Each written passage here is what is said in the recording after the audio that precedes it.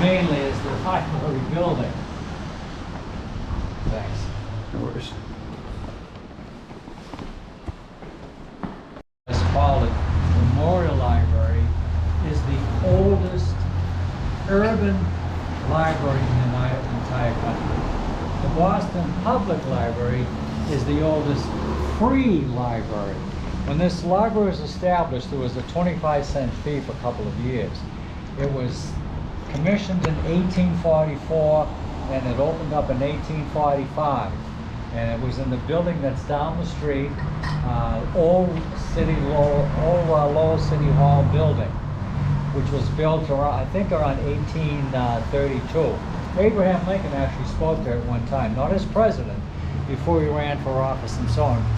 So the library was there, and then as it grew, they needed to expand the place.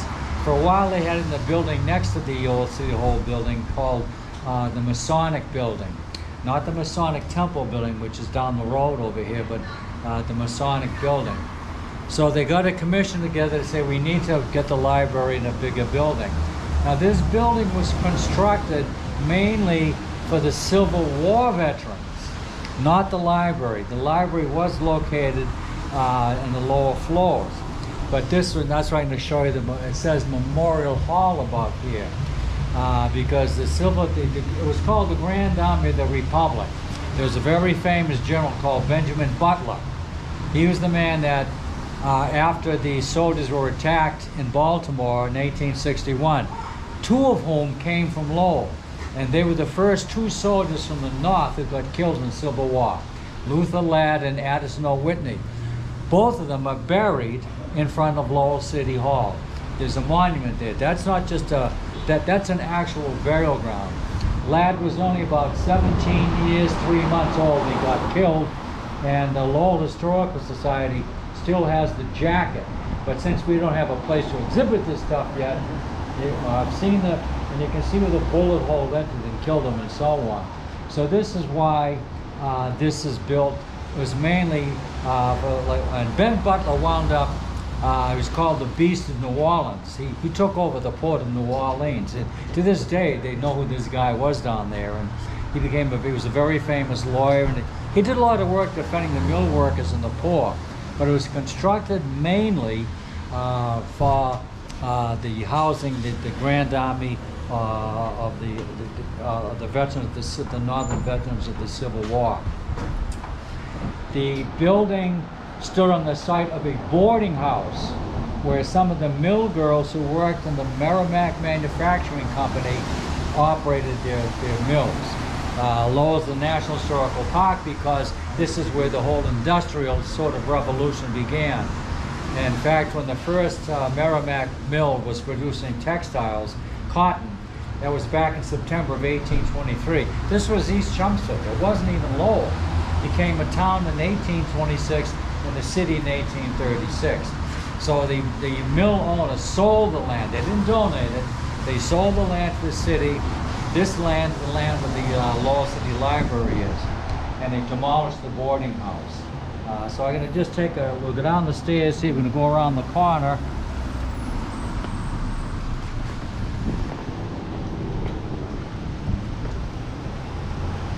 So you see where it says Memorial Hall. It has nothing to do with Sam Pollard Memorial Library.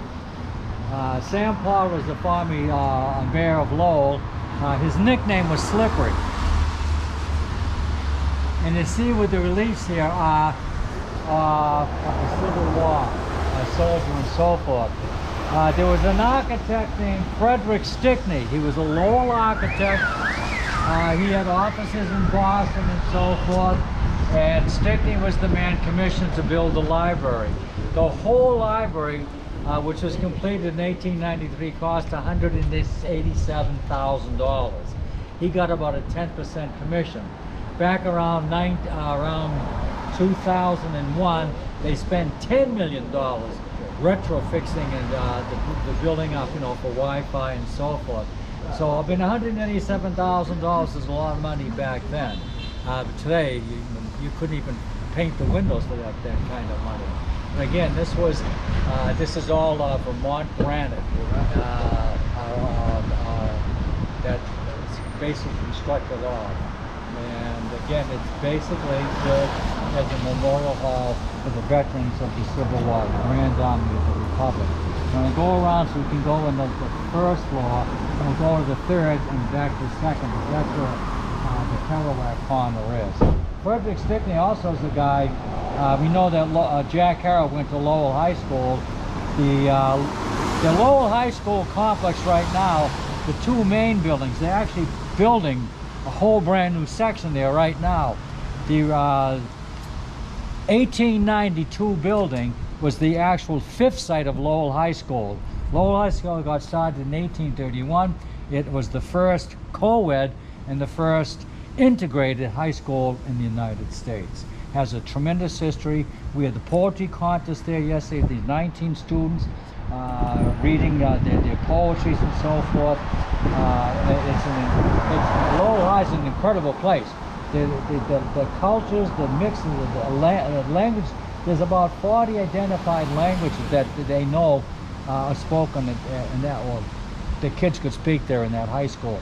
So unfortunately, it's not an event that's open to the public because it's for security reasons and limited space, but it's one of the best things LCK does in this whole event. These kids get up there and the Kerouac thing, they told, well, Jack went here. And I'll talk about how many times Jack went here when we get to Jack's corner. But I just want to go around the corner right now, and we'll start at the lower floor.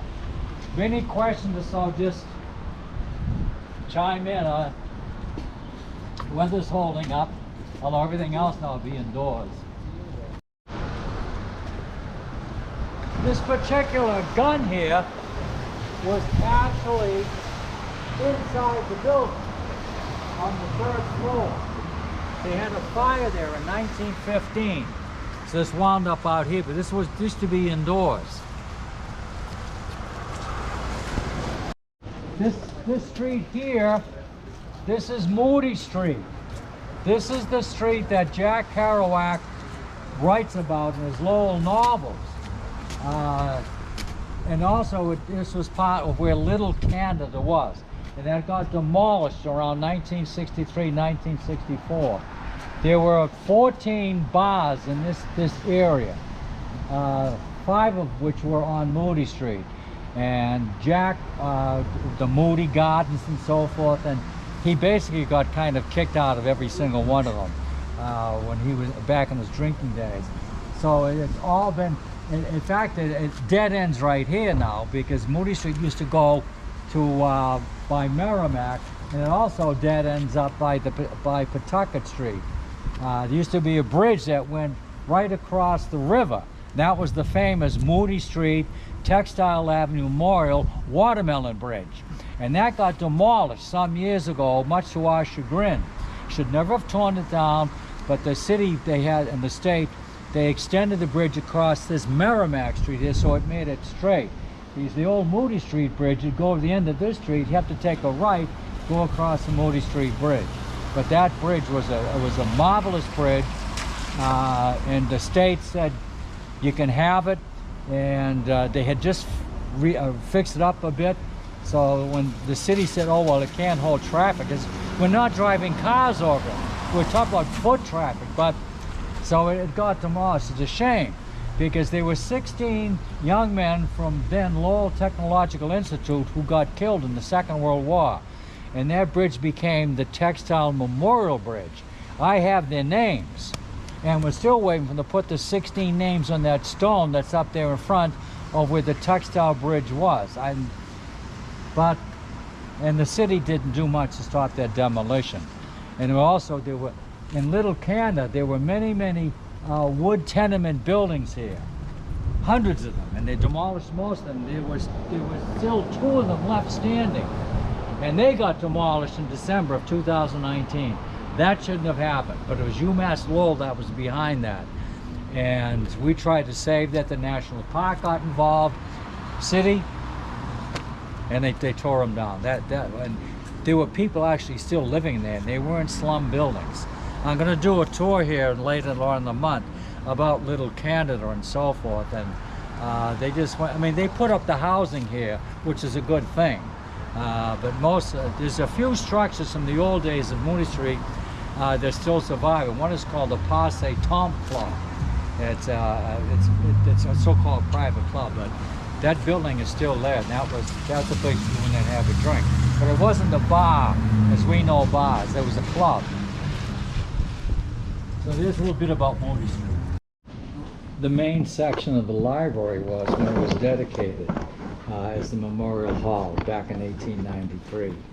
And I watched at the oak wainscoting and so forth. This is a beautiful, beautiful building. It really is. But it really is in need of a vast updating. And again, they spent $10 million here around 2001, 2002 for all the Wi-Fi and so on. As a kid, I remember coming in here in the 1950s, and this is where we had all of the books were. This is mostly now a lot of the children's area, and we have a conference room. One of the tough things, in fact, we're having a book sale here a week from today, and one of the problems we have here in this library, we have no place to store the books that we put out for sale. We just don't, there's not enough room and so on, so it makes it difficult for us to take books in from people and sell them at the book sale. But yeah, just when you look around, you see the work that went into this, and say it was $187,000, and there's no way they could ever build a building like this again without costing an awful lot of money. But they spent $10 million back then, 2001. It'd cost them an awful lot more. So, but it's a great staff here, and it's used quite a bit. It's a real treasure here in the city.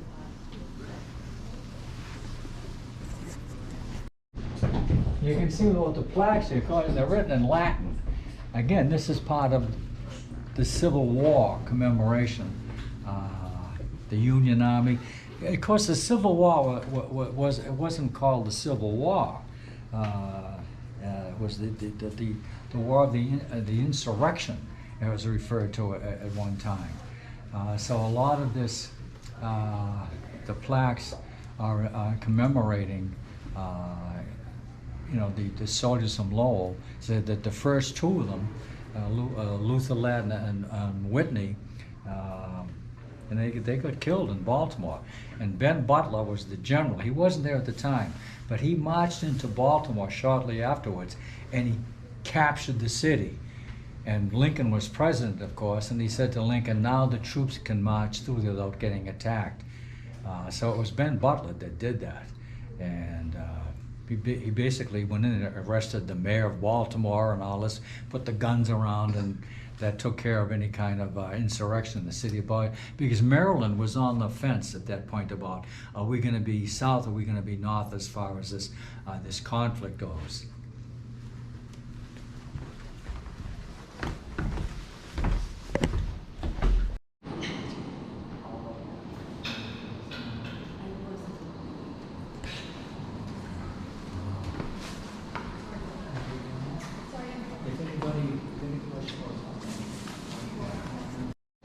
Names of the soldiers from Lowell who died in the Civil War. There's a lot. Many of them have Irish surnames because the Irish back then were not too welcomed at all, because so many were, it's an old story, isn't it? So many were coming in from the famine in Ireland. And it was a boon for the mill owners. I'm going to actually talk about Jack Kerouac, but I'd like to give sort of an overview of what the building represents, and for Kerouac, that this was an important. He knew all about this kind of stuff. So when the Irish were coming over here, it was they said, oh, they're going to be taking people's jobs, and the mill owners loved it because they were offsetting the French Canadians, the Greeks, the Polish, the Lithuanians against the Irish, because the Irish were so desperate for work, for anything. They worked for lower wages, and that's what happened. Because in the beginning, the operatives in Lowell were making more money than a school teacher would. And the original mill girls in Lowell only stayed a couple of years. So many of these young men, I said the average age for Civil War soldiers around 17 years, 10 months. It was even younger for the soldiers from the South. And many never came back, but they wanted to prove that they were loyal American citizens. And back in those days, if you had enough money, you could pay one of these kids really, high school age, almost, money to go and take their place and fight. That was legitimate. The mayor at the time in Lowell, the Civil War, was a man named Holcomb, H-U-C-O-M, Horsford, H-O-S-F-O-R-D. He paid one of these young men to go and take his place in the Civil War. If you ever saw the Martin Scorsese film, Gangs of New York, it included the riots that took place in New York City when many of the poor people, and a lot of the Irish said, this is wrong, that we're kind of being conscripted, when others who have money and position don't have to bother, and so on. And that film was talking about those why this riot took place. It was one of the worst in the country for years and years. So the plaques were put up. They used to actually be in the room we're going to now until a fire took place, and they were able to rescue save them and put them down here. And there's one more little side thing here. This piece of iron is from the famous Civil War ship, the Monitor, the famous battle, the first of its kind in naval history, the Merrimack, which was a Confederate ship, and the Monitor. This is an actual piece of that ship. So someone said, well, wait a minute, did the Monitor sink? It did. But before it went out to battle the Merrimack, it was sent in to have repairs made. And the guy that was the Undersecretary of the Navy was a guy named Russell Fox, who was a Lowell guy. And he said, could we have part of this? And of course, Ben Butland said, oh, sure. So this is really kind of an historic, and it weighs a ton. The old case that was in it one time, it went right through the bottom. So that's part of the Monitor. And this section obviously wasn't, not too long ago, they actually did raise up part of the Monitor.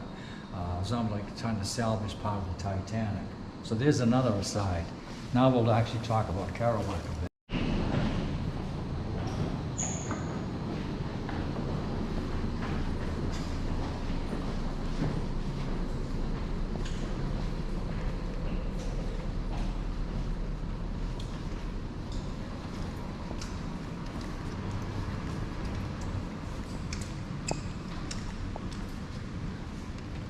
So this would have been the actual hall, but it was a memorial hall. This was the hall. But I just want to stand. I got to, keep quiet to be thrown out in the library. I do a lot of my research work here in this room. I'm updating the Lowell National Historical Park survey, which they haven't done in 4 years. But you can see the difference in this room and the oak. None in here. But this is the room where General Butler, all the Civil War soldiers, and back in those days, it wasn't a library, but they could smoke away, they could have their brandy and all this kind of stuff. And the gun was over in this corner, this alcove. There was a tremendous fire here in 1915, and the fire department saved the building from being totally, but this room took the brunt of the damage. So that the city gave them $62,000 to fix the place up. So they had to make a sacrifice. They said, we'd rather restore the stained glass windows than have the oak wainscoting put in. And so they did, because these are exact replicas. So when someone like, now Kerouac would not have been up in this room because there was a storage room for years for the city school system. But it's almost like a church thing when you see the light come in here and so on. And there's a bookcase, that whole bookcase against the wall, those are all Kerouac books. Now, one place I do work at is the Morgan Center, which is down by the Boot Mill. And there's a whole room there. It's full of Kerouac items. We have signed first edition copies of a lot of Kerouac's works. We just got about 100 Bankers boxes 3.5 years ago, full of Kerouac papers and so forth. Many of them have been photocopied, they're not the original letters. And we're in the process of having this stuff, put online and so on. So it probably has the most complete collection of Kerouac works in this country. And but there's limited space down there because it's actually it's a branch of the UMass Lowell Library. It's in the federal building though. So of course if Congress doesn't do anything much pretty soon, then when the government shuts down, then that place shuts down as well. I just want to point out these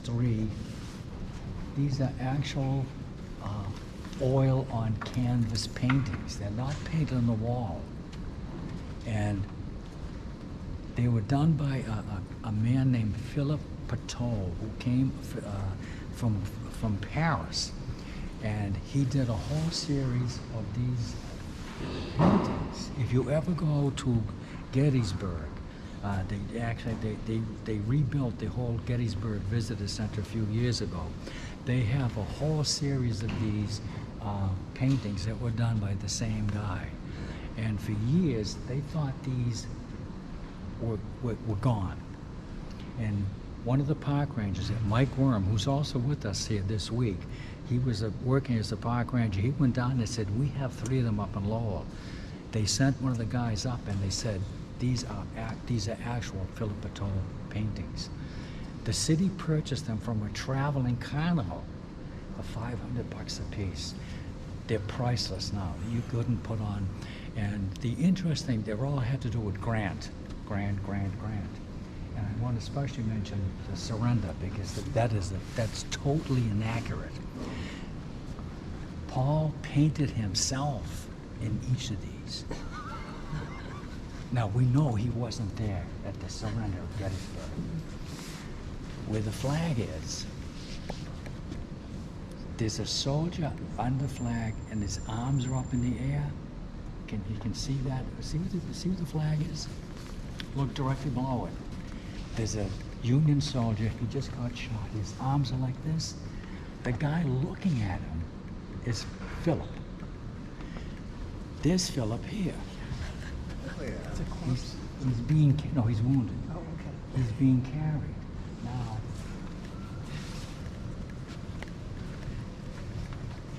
see the guy with his elbow on the mantle just above Grant? That's Paul. So wasn't that uncommon for artists to paint themselves? Because he didn't sign these, but this guy from Gettysburg said, no. So there he is. And then to the left, there's a guy like this. That's Custer. They know at the surrender there were 2 separate tables, not one. But it's really amazing that there he is. And one of the librarians some years ago found an actual photo of Philip Pateau. He's bald. He painted. Just like Father Armand Morris said, the priest who gave Kerouac's, Armand had a toupee.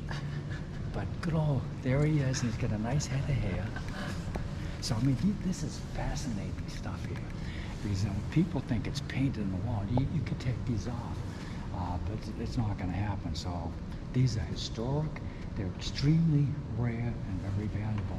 So, in a way, that the fire, in one sense, did a good thing. Because we were able to get these from this traveling carnival. These are called dioramas and so forth. So, okay, now I'm actually going to talk about Kerouac, which might surprise some of you. Oh, by the way, if you want to see me afterwards and want to give a donation, fine. If you don't, I could care. Well, Steve Eddington is here.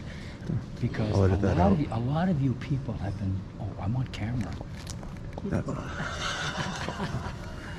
have been with us for a lot, so don't sweat it. If you see me at the Worthing, want to buy me a Pabst Blue Ribbon, you got a deal. So we're gonna go to the second floor to the Kerouac corner, and I'm actually going to talk about Jack. And people say, what the hell is this? I didn't come here to hear about the Civil War and Ben Butler and guys smoking cigars. Right, Judy? One of our past presidents? You'll never get me to be president. I don't even have a computer. And the honorary principal. And that's going to be the end of LCK as we know it.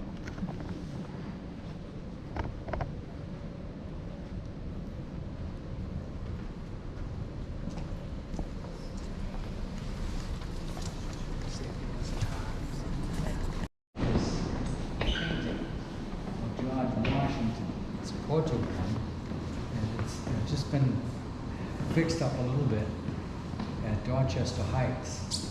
Dorchester Heights is actually in South Boston. It's not in Dorchester, Mass. It's in Southie. They have a memorial there.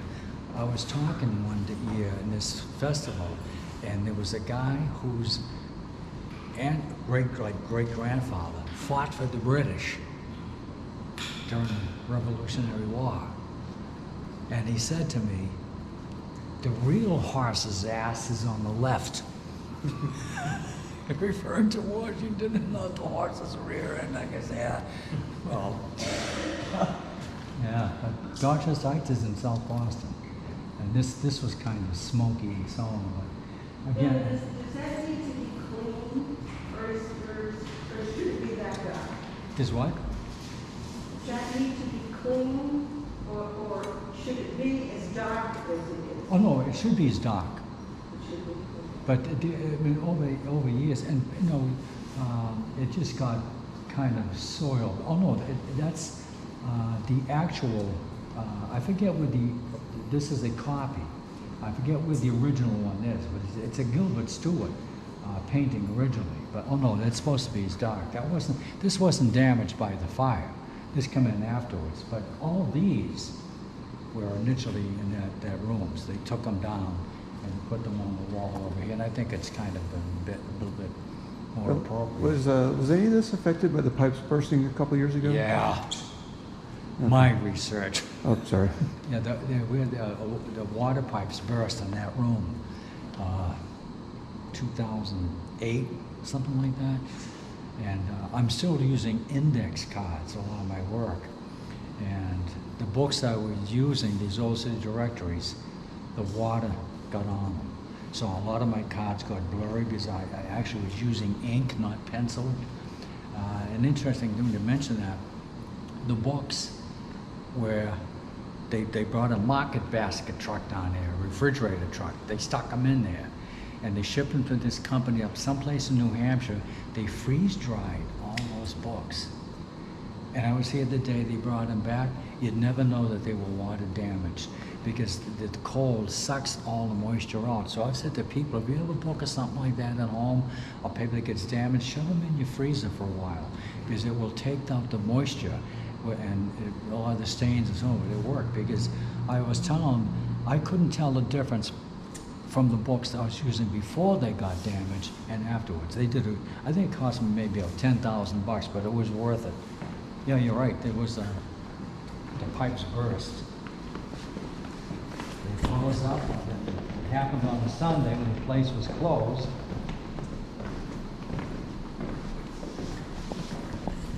Oh, I'll go over here.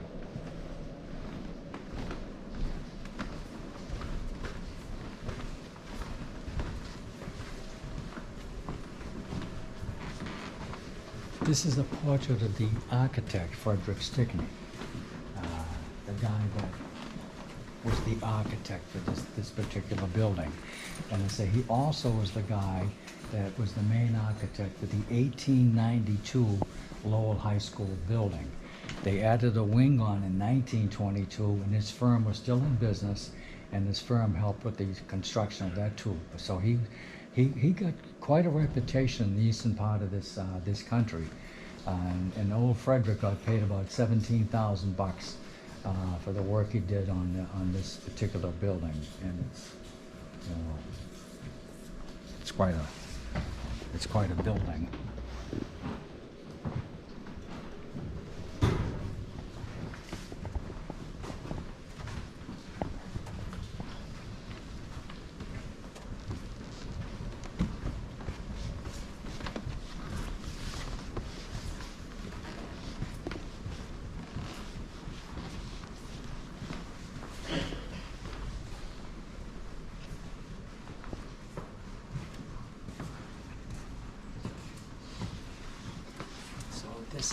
This is Jack's corner in the library.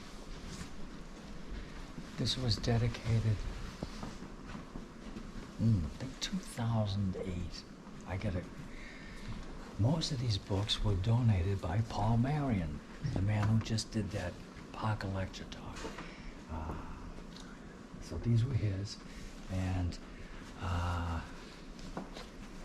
we know that this is the place that Jack would have been visiting when he was playing hooky. This is where the term haunted. There was a librarian here named Samuel Chase. He was a librarian here back in the late 19th century till about 1920 something, and people claim that they hear the creaking sounds and so on. But the hooky tour, when Jack was a junior in high school, he skipped about 14 times. He skipped almost once a week, high school, and wound up here. When he was a senior, he skipped about 16 times.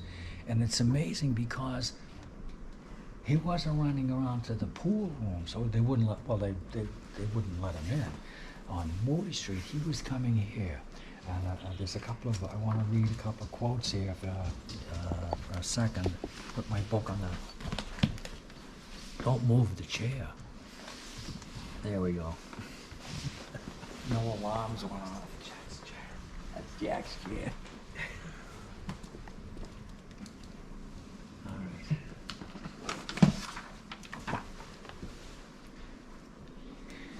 right. He mentions the library, and this was like a home to him. As again, as I mentioned before he got out of Lowell High School, the family had moved 10 times. We were at the birthplace home this morning, 79 Lupine Road. Well, they had 4 other houses up there. They had 5 others up here in Pawtuckaville, and then we came back up on Sanders Road. But I don't include that in the tour, because he was already an adult and so on. But he would come down here a lot to spend time in this building, and he wasn't reading, you know, Mickey Mouse and Goofy and Pluto. He was reading the classics, and many of them in French, because Kerouac did not speak English, at least fluently, until he was almost 7 years of age. And I mentioned, I think they did this morning at the bus stop in front of the Lupine Road, that David Amram said that when you read some of his books in English, the English isn't what we call standard, because he was thinking in French as he's writing this, and he was kind of transliterating it into English. And he said, some of these books, he was mentioning like Dr. Sachs, he said, read aloud. He said, there's a syncopation to the wording that sounds like he's doing a jazz riff. And I did this, and of course I said to, you know, Dave, I guess, oh, by the way, you're right. Well, of course he's right, he should know. But you can read about his references here in Maggie Cassidy, Vandy de Douloise. He was reading Victor Hugo, William Penn, chess books. It was how I'd become interested in old classical-looking library books, he writes in Maggie Cassidy, some of them falling apart, and from the darkest shelf in the Lowell Public Library, found there by me in my overshoes at closing time. This is from Dr. Sachs, as a lot of his Lowell stuff isn't Dr. Sachs. By Saturday morning, the sun is shining, the sky is piercingly, heartbreakingly blue. My sister, Nin, and I are dancing over Moody Street Bridge, long gone, to get out Saturday morning library books. All the night before, I've been dreaming of books. I'm standing in the children's library in the basement. Rows of glazed brown books are in front of me. I reach out, open one. My soul throws to touch the soft, used, meaty pages covered with avidities of reading. At last, I'm opening the magic brown book. I see the great curlicue print, the immense candelabra first lists at the beginnings of chapters, and pictures of rosy fairies and blue mist gardens with gingerbread hall and skylight rooftops with breadcrumbs on them, talking to wistful heroines about the mean old monster on the other bosky side of the dale. In the Susquehanna Special River Shore and Riverside Street, a dream's legitimate, I saunter along with my sister to the library, throwing scaled rocks on the river, drowning their flight in mud flood waters of greenly corpses bumping, sailing along and jumping in the air we daily to the library 14. So this really was, and we know from his description of a couple of times here about the rounded room corner of the building. Well, this is it right here. So when this corner was kind of dedicated, and it was nice because we had the city mayor was saying, the city councilors, and I thought Paul Marion said it very well. There was no real controversy about that memorial. It was one city councilor, I won't mention his name, and he objected to it. But everybody else said, fine, let's get this thing done, and so on. The real controversy was that the money that he had, it spent more. And there's also a story too about the so-called Great Gray Warehouse Eternity Building. That was a massive warehouse that stored cotton, and it was the mill was the Massachusetts Cotton Mills, many of which buildings are still standing, and his father had a print shop right in back there. So when they were going to demolish that building, it was massive, concrete, reinforced, and so forth. I think the budget was maybe say $100,000. The mayor at the time took out a pen and he wrote 150 in his own pen, sent it to the legislator, and they approved it. And they knew he just penned that in, because they didn't fight it. So he just sort of said, we'll put another $50,000 on this. Today he'd probably be indicted, but he did a good thing. So with the commemorative that's where that warehouse stood. Now there was a theater next to it called the B.F. Key Theater, which he has mentioned too in his books. And it was an auditorium that was where there's a parking lot. If you stand at the commemorative looking at the Massachusetts Mills, it's on the right. So that's what that building was. And it took him some time to get that torn up, because it was built to last forever. And he's right describing it as this. I've got pictures I took as a kid of that building, and it's just unbelievable. But so this is basically the end of my haunted hooky tour thing. As I'm going to go over to the Worthing, they're having I think it's the open mic thing, and then now John Sinclair is doing a riff, so to speak, at the Lala Books on Market Street at 5 o'clock. And then we have the Zorba Room stuff going on with the party band and Robin Lane and so forth, and this Beatles tribute band starting at 7:30. So, if any questions? Yes. Is there really, I read this earlier, is there really a statue of Caesar here, or is that long gone? Yeah. Oh, there he is. Well, this is a replica. They have a series, there's one over there in that pillar. There's like the shelf thing on that pillar. Yes. And when the library was being renovated, city workers come in and they trashed all the statues. They just... The renovation 20 years ago? Yeah. They threw them out. Wow. Or at least they were supposedly stuck in the basement. No one's ever found them. And there was a former librarian here that had this had this made, because they know we have the pictures of the library building. So, you know, I keep on saying we as if I was involved in this kind of stuff, but they know exactly what they look like. But they had a series of these things on these kind of outposts on these supporting pillars. So, well, thanks for showing up, and listening to the big speech about the history of the city and the mills and the mill girls, and finally throwing Jack in here. But I hope you get an appreciation, because I know as a kid myself coming down here, that this was quite a building. And the best thing about a lot of the libraries is the fact that, everybody can come in, and they were able to do a lot of reading and so forth. And so this is really this is a beautiful building, housing a lot of these books. And this is a nice addition. And I say thanks to Paul Mayer with a lot of these books, and to do with some of the beat writers and the painters and so forth.